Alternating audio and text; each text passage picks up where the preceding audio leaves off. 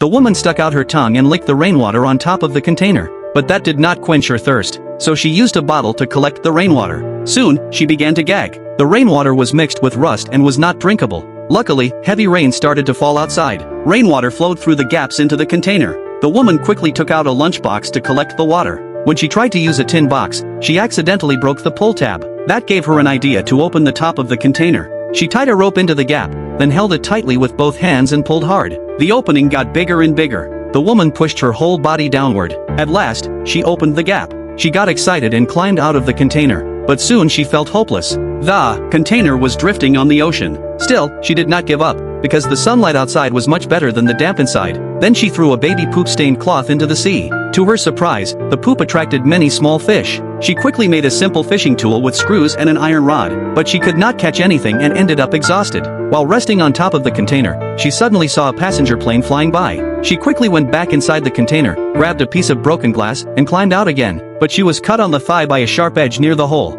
Pain spread all over her body. Still, she ignored the bleeding and raised the glass over her head, hoping the sunlight would reflect and catch the pilot's attention. But she was not seen. If she did not treat her wound, it would become dangerous. She had no choice but to return inside the container. She removed a hook from the circuit board, took a few sips of alcohol, and poured the rest on her thigh to disinfect. Then she endured intense pain and stitched up the wound herself, but she still passed out. The next day, the woman wove a fishing net with her headphone cable. She threw the net into the water and used poop as bait. Soon, the poop attracted fish. At last, after days of hunger, she ate fresh food. Days passed, and the water level in the container reached the limit. She had to move to the top of the container to live. While she was making a raft, a seagull landed on the container to look for food. That made her happy. Seagulls meant land was not far away. She worked faster on the raft. But just then, the sealed hole burst open, and seawater rushed in. The container began to sink. Soon, it went under. Luckily, she had already placed the baby on the raft. The next morning came. The woman had lost consciousness after drifting all night. But even while unconscious, she kept tossing fish bones into the sea to attract seagulls.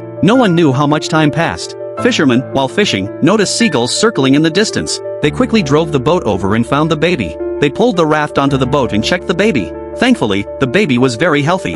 Then a fisherman pulled on a rope and found a woman's arm tied to the other end. They quickly pulled her up, but the woman was not breathing. They gave her emergency treatment. In the end, the woman was saved.